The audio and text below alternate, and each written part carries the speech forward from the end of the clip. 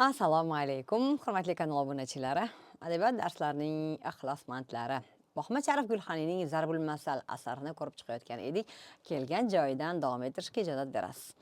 Demak, biz nimadan boshlagan edik? Yapaloq qush va qo'riq qush bahsini kuzatayotgan edik. Yapaloq qush o'g'li Kulankir sulton uchun sovchilikka borishga ko'ndirayotgan edi qo'rqishni. Va dialog kelgan joydan davom ettiramiz. Ya'ni qo'rqish sovchilikka borishga hozircha ko'nmayapti, yapaloq shuni ko'ndirishga harakat qilyapti. Sani bu so'zing kulanga o'xshayurki, bir kun kulang qarchig'ay ishini qilarman deb durrot shikorini ixtiyor etib, balchiqqa botib qoldi. Har kim haddini oshsa bo'ldir jazosi. Ya'ni bu gapni qo'rqish aytyapti yapaloq qushga, seni kimsan boyo'g'liga xudo bo'laman degan da'voing xuddi kulangning ishiga o'xshaydi. Kulang bir kuni qarchig'ay ishini qilmoqchi bo'libdi. Ya'ni kulang o'zi oddiyroq qush, lekin qarchig'ay degan ovchi qush ishini qilmoqchi bo'ldi. Va men durrochni ov qilaman dedi. Ya'ni durroch bu qirg'ovul degani, qirg'ovulni ovlayman dedi. Va o'zicha ov qilaman deb balchiqqa botib qoldi. Ya'ni eplolmadi. Har kim haddidan oshsa jazosi shunaqa bo'ladi. Agar sen bu so'zni batafsil bilmoqchi bo'lsang, Jomini silsilati zahab, ya'ni oltin zanjir asarini o'qigin. Ana o'shanda ko'rasan, bu syujetni yaxshiroq bilasan. Ya'ni boyo'g'liga xudo bo'laman deb uyalib qolasan, ana shu kulanga o'xshab qolasan uyalib, deyapti. Yana masaldirki, yana shunaqa gap borki, ayoz, haddingni bil, barchani qo'y, o'zingni bil. Yana shunaqa gap bor. Ayoz, haddingdan oshma. Ya'ni bu ham asal qahramonga ishora qilyapti. O'zingni bil, nomi kalon, ya'ni nomi ulug', shahri vayron, oti ulug', sufrasi quruq, uyingda chaqsa uni yo'q, tomini boshda qo'sh tandir. Shunaqa maqol bor, eshitgan bo'lsangiz, uyida chaqsa uni yo'q, ya'ni uyida 1 gram uni yo'q, lekin tomini boshiga ikkitadan qo'shaloq tandir qurib olibdi, xuddi non pishiradigandek. O'zi nomi ulug'u, lekin vayron shaharda yashaydi. Oti ulug', suprasi quruq degan ibora ham bor bizda. O'zincha kekkagani bilan o'zi ishonchasi yo'q odamlar bor. Itini oti Marjon, egasini oti Kaljon. Ya'ni itiga Marjon deb ot qo'yib olganu, o'zi egasini oti Kal, ya'ni o'zi boshida sochi ham yo'q, lekin itiga Marjon deb ot qo'yib olgan. Sichqon sig'mas iniga g'alvir bog'lar dumiga degan maqollar aytyaptiki, ya'ni mana shu g'alvir siz suratda ko'rib turgan elektrning kattarog'i, teshiklari katta-katta bo'ladigan, ya'ni o'zi mana bunday kichkina teshikdan kirib ketadi sichqon, lekin uyga dumiga g'alvir bog'lab olib kirib ketmoqchi bo'ladi iniga g'alvirni. Ya'ni qo'lingdan kelmaydigan ishni qilaman deb chiranmayapsanmi, deyapti. Anda yapaloq qush aytdi: "Ey ko'r, men ham eshitganim bor ediki, ko'r xalqining tili achchiqligi beti tuklikdan emishdir." Ya'ni men bir gap eshitgan edim. Ko'rlarda til achchiq bo'ladi. Shu betida tuki bor ligidan shu, ya'ni endi qushni tuklariga aytyapti deylik, patlariga.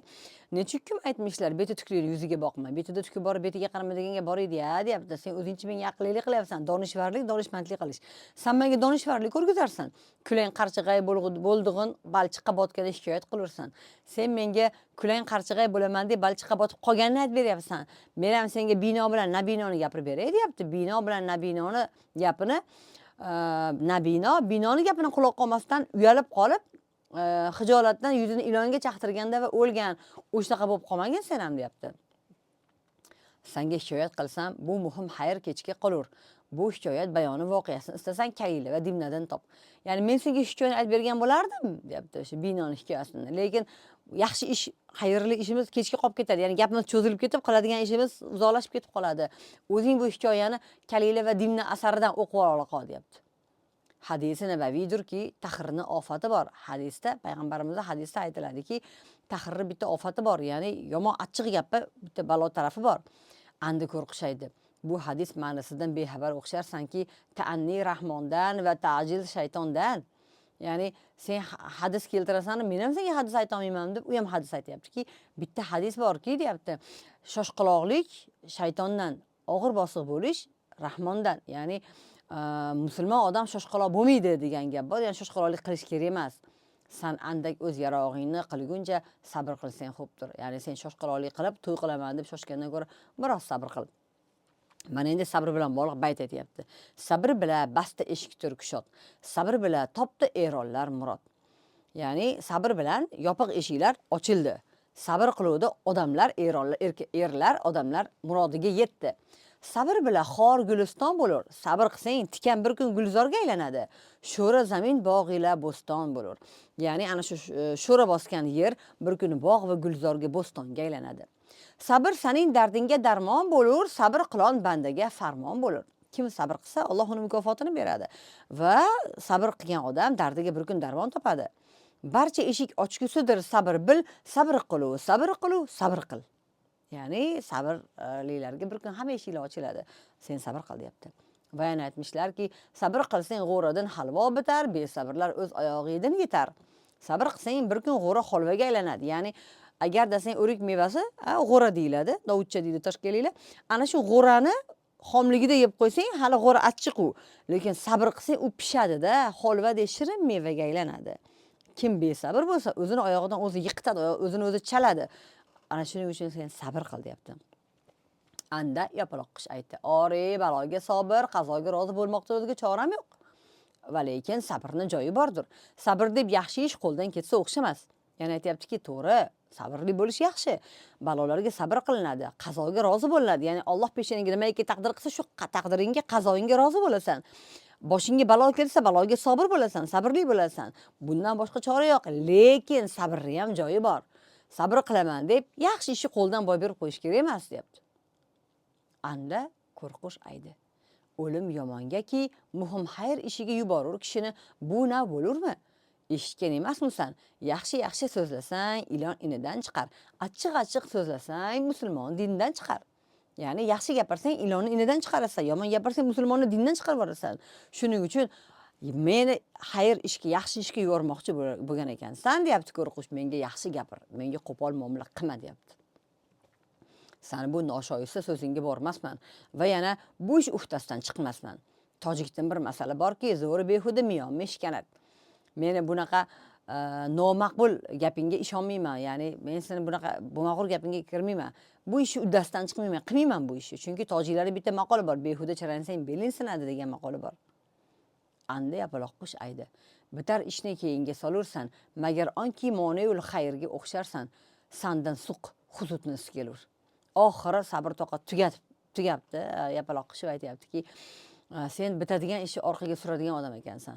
Yaxshi ishga, xayrli ishga qarshilik qiladigan odamga o'xshayapsan. Seni bu ishingdan hasadni hidi kelyapti. Men seni ko'rolmayapsan meni, deyapti. Ya'ni to'y qilishimni, o'g'limni uylantiraman degan orzumni ko'rolmayapsan. Hasadgo'ymisan, deyapti. Anda qo'rqishaydi. Aslo men xayr ishini keyinga solurim yo'q. Suq hasadning qarindoshi bo'lur. Ya'ni meni yaxshi ish orqaga suradigan odatim yo'q. Hasadgo'ylik qilish, birovni ko'ra olmaslik, ochko'zlik bir-biriga qarindosh. Ochko'z to'ymaydi, o'g'ri boyimaydi. Qalb qozoni qaynamas, qaynasa ham quyilmas deyshadi. Ya'ni qalb qozoni qaynamaydi, mabodo qaynaganda ham endi quyilmaydi. Ya'ni har doim qaynab turadi, to'xtamaydi. Haromzodani quyrug'i bir tutam, va lekin haromzodalik sar manzilidan o'tgan kishi emasman. Haromzodani quyrug'i bitta tutam bo'ladi, shunda bitta qo'lingga kiradigan bo'ladi. Lekin men haromzodalik ko'chasidan o'tmaganman, men unaqa odam emasman. Meni yomon odam deb o'ylama, meni baxil, ochko'z, birovni ko'ra olmaydigan deb o'ylama. Ya'ni sovchilikka borishni xohlamasligim baxilligimdan emas. Yaxshilardan bir masal bor. Yaxshilik qilib suvga solib baliq bilar, baliq bilmasa xoliq bilar. Ya'ni o'zbeklarning shunaqa maqoli bor, bilasizlar. Yaxshilik qilib suvga sol, ya'ni yaxshilik qilib suvga tashab qo'y. Baliq biladi. Ya'ni o'sha sen yaxshilik qilgan odaming bilmasa ham baliq biladi. Mabodo baliq bilmasa xoliq yaratuvchi biladi. Ya'ni yaxshilik qilganingni bandalar bilmasa ham Alloh biladi, deyapti. Avval borib Kulankir sulton o'g'lingni siyog'i shumini ko'ray. Ana so'zini tuzini totib, andan keyin borsam kerak. Hadisi nabaviy tarjimasi tururki, xayr ishga dalolat qilguvchi savobga sherik deb. Qo'rqish Kulankir sulton bargohiga jo'nayverdi. Oxiri Kulankir sultonni aytaylik nomidan sovchi bo'lib olishga yapaloq qush ko'nganday bo'pti. Qo'rqish ko'nganday bo'pti. Aytdiki, "Xo'p, oldin men boraman, o'g'lini bitta ko'raman", deyapti. Ya'ni kim nomidan sovchi bo'lib bormoqchi bo'lsa, kuyovini ko'rishing kerak-ku. Ya'ni men oldin borib Kulankir sultonni kuyovini bitta ko'rib kelay, siyohi shumini, ya'ni ahvolini ko'raychi, gap so'zini eshitdik. keyin qilaman bu ishni. Chunki hadisda aytiladiki, xayr ishga dalolat qilguvchilar savobga sherik bo'ladi. Ya'ni ikkita odam boshini qo'shish ham, to'yini qilishga yordamlashib yuborish ham asli o'zi xayr ish, yaxshi ish. Xayr ishga dalolat qilsang, ya'ni bitta shunaqa yaxshi bola bor ekan, bitta yaxshi qiz bor ekan deb xabar berib, mana shunga sababchi bo'lib qolsang ham savobga sherik bo'lasan deyapti. Mayli debdi-da, keyin Kulankir sultonni borgohiga, qabulxonasiga oldiga qarab ketibdi. Yarim yog'och yo'l qat'iy yetib boraverdi.